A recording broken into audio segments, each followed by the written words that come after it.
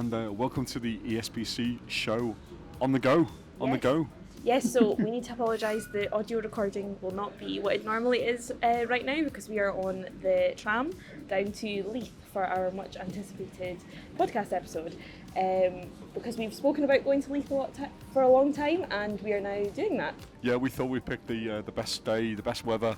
Here we are. It's a wet Paul and it's a dry Megan, but that's okay. We're going to go down there. I mean, certainly last year it was the location we saw the most sales and also an awful lot of instructions as well. So lots going on down there. We also saw some house price growth. Later on, we're going to go and talk to two of our ESPC member firms all about that, aren't we? Yep. So we're on our way now to go and chat to Tzana from Watermans and Becky from Aberdein Considine. All about life in Leith. So can't wait. Yeah, we'll pass you over to that conversation now. Right, so we've arrived. We took the tram down. Seamless journey. It's great, wasn't it? Yes, it was good. And here we are. We are in much debated. We think it's ban coffee. Yes. But all that matters is it's warm. The coffee's good. Yes. And we've got two great guests with us to talk all about Leith. So probably the easiest question you're going to get all day. Do you want to introduce yourselves? Start with you, Becky. Yeah, I'm Becky. I work at Aberdein Considine. I'm one of the managers there. I've been with the firm 11 years this April. I kind of split my time between our Logan Road and Edinburgh office. Good to see you. And the lady who needs no introduction is going to introduce herself. Hi guys, I'm Tzana. I'm the sales director at Watermans.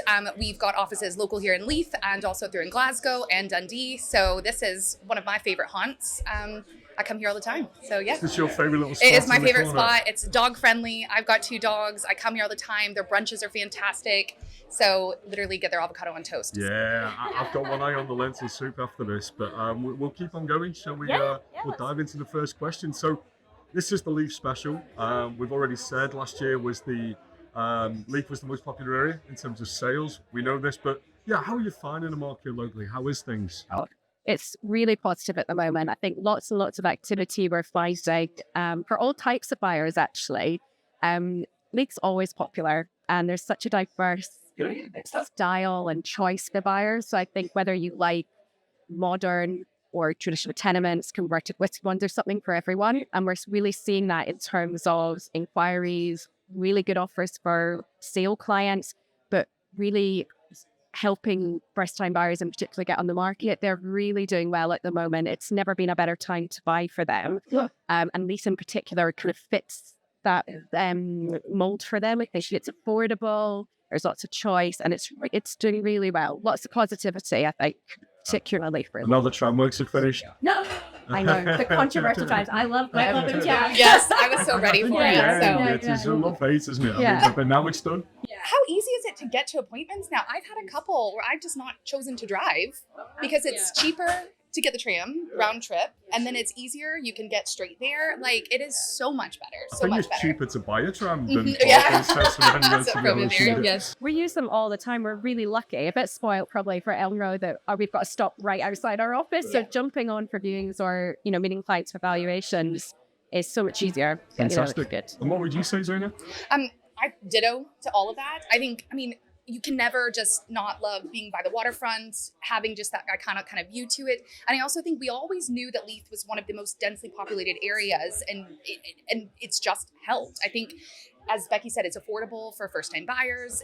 You also get a mix of from your small 1-bedroom flats to coming in and adding value by converting a large 1-bedroom into a 2. You've then got your big 2 bedrooms, your modern styles, your post-war era ex-council style properties to large kind of family homes. So I love it. And I think most people do as well. I find it really interesting that we do get a lot of people that want to raise their families here. And I think it's because it's got its own community, its own vibe to it, but you're still really, really commutable to city center. I just think the trams have just automatically helped everything else there to it. So you don't need a car to live here. So there you go. So, I mean, you've been in and around Leith sort of 20 odd years, Becky. So I guess you've seen some real change. Yes. Yeah, hugely.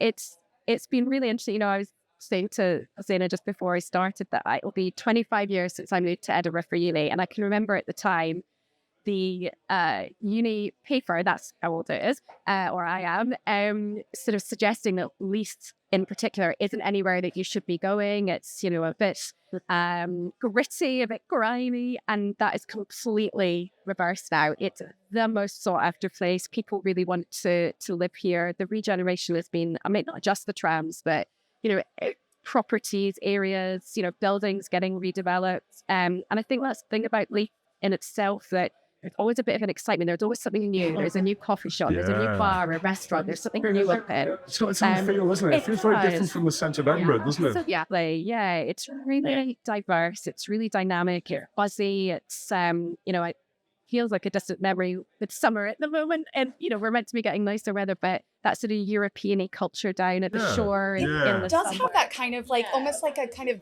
Dutch or it's a really cool kind of vibe to it. But I remember during lockdown, and we were kind of just obviously your daily walks, and the weather was amazing that summer 2020, bring it back, and it was so cool just to see everybody and the sense of community, and just you mentioned the word gritty, and I've always said that about Leith. Like it does have this like really cool kind of quirky, very artsy vibe, like anything goes type attitude.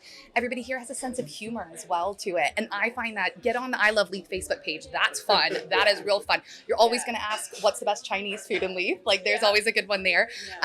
But it's so much. It's great. You just stroll down to the waterfront, and you know, even everything, all the bars, restaurants, everything coming out on Leith Walk.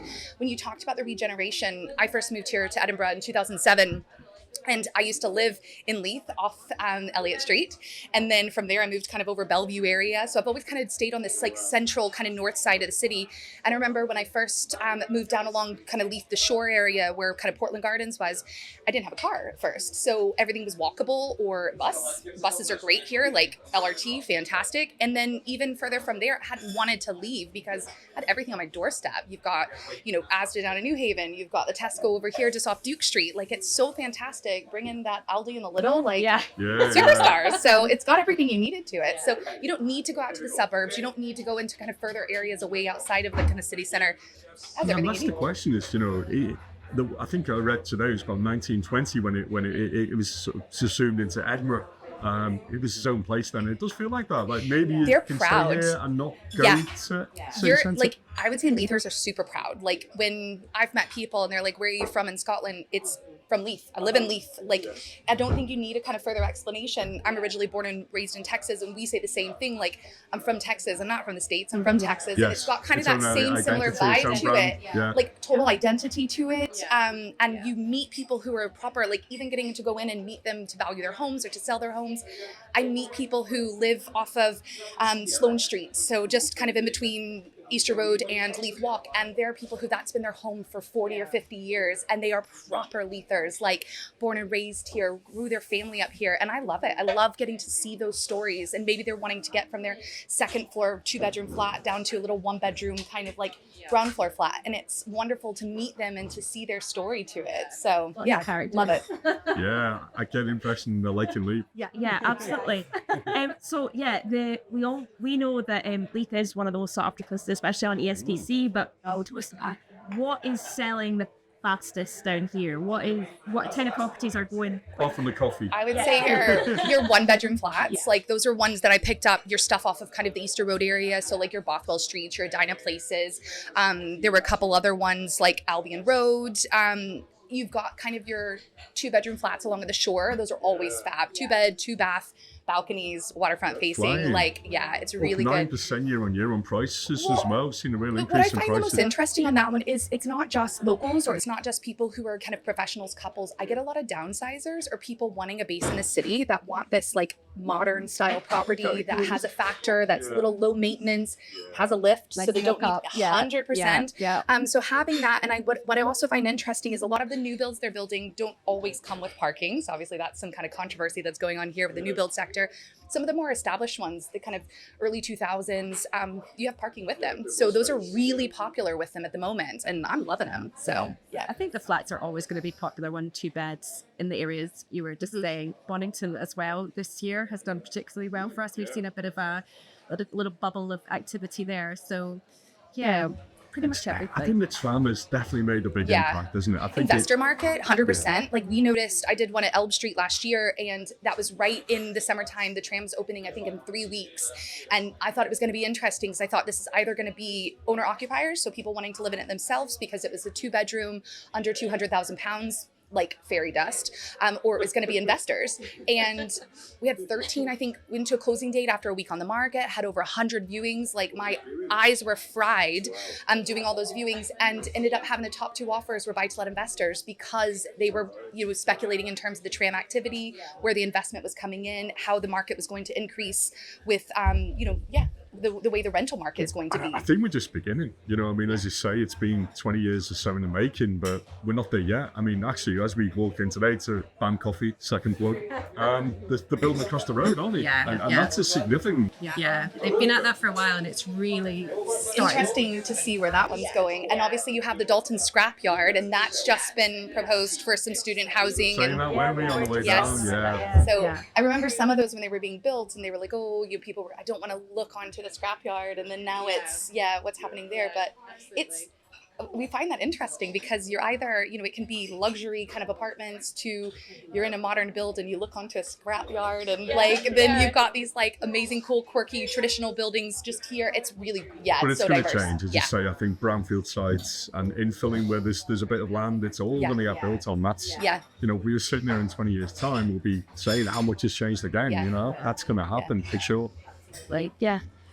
So where are we going to get the most value for money if you're looking to buy in Leith? Oh, that's a tough one, isn't it? Value for money. I think there's a market for everything. Obviously, the closer to the, like all cities, the closer you are to the city centre, you're going to have to pay top dollar. The further down the walk you go, or Leith walk, you're going to get more for your money. So for those first-time buyers, I think that kind of area is always a good one. Sort of out towards, close to where you used to live at Portland Place, that ferry road, kind of the bottom of Leith Walk there. Again, that's all, that Ocean Terminal site's going to get a big redevelopment. The trams are going in there, the kind of thing. So that will all help, I think, in those kind of areas. I don't think you can go wrong in Leith. That's a really good thing. It doesn't, I think you're spot on. Whether you're adding value to something that needs a bit of modernisation, you're going to do well. Or even if you just maintain and put a bit of your spin on what you've got, you're still going to do well. I think that's it. Like, because you can't, it's hard to create space here. And I think that's something. So how are you adding value onto something? Like, Leith is densely flats. It's densely, kind of apartment style living. You do have a couple of houses. You do have a couple of kind of like terrace builds and stuff. But it's putting your spin on something. And haven't you noticed the ones that go really well or super spectacular are the ones people come in because Leith has such a gritty kind of artsy, cool, like, kind of beatnik vibe to it, that the ones who've done really well have that kind of flair and flavor, 100%. People, I think what's really good when I talk about the locals living here, people who've been here for 40, 50 years, they're proper Leithers, as those ones come up for sale, people are pouncing on the opportunity of those to come in and do a refurb or do a big renovation project. So we're seeing obviously value when those come up. I just noticed one that we sold a year ago and it came back on the market just off of Pier Street, just off of Great Junction Street. And I was looking and I was like, wasn't a lot of work needed, but what a bit of paint and mid-century furniture is done to it. And a bit of zhuzhing and styling, I know. And I sent it to one of my friends who works at the firm, and I was like, I literally sold that one last year. And it's interesting to see, they made their money back on it. We got over value, and they've made their money back on the value. So in a year, it's just grown in market, just because of where it is, the trams, and little paint and mid-century furniture in it. Well, if people are listening to this and they're like, okay, we're brought in, we're moving to Leith. We're sold on the idea. Them two have sold Leith to us. What advice would you give to anybody who's thinking about coming to the area? Bring your dog. It's so dog friendly. That's what I love about this area is like from bars, restaurants, cafes, shops.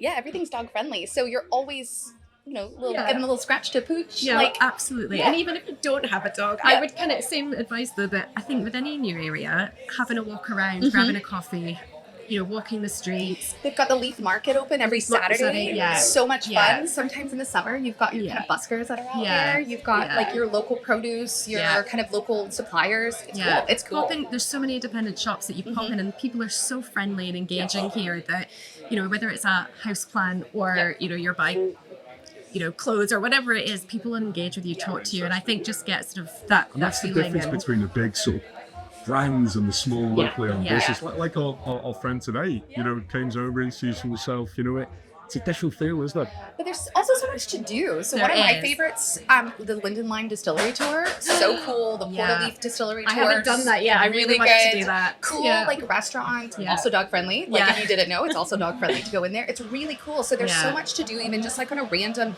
Saturday or Thursday night, you can just do whatever you want. And like there's always something for everybody. Nauticus is a great bar at the foot of the, or like at the bottom of Easter Road.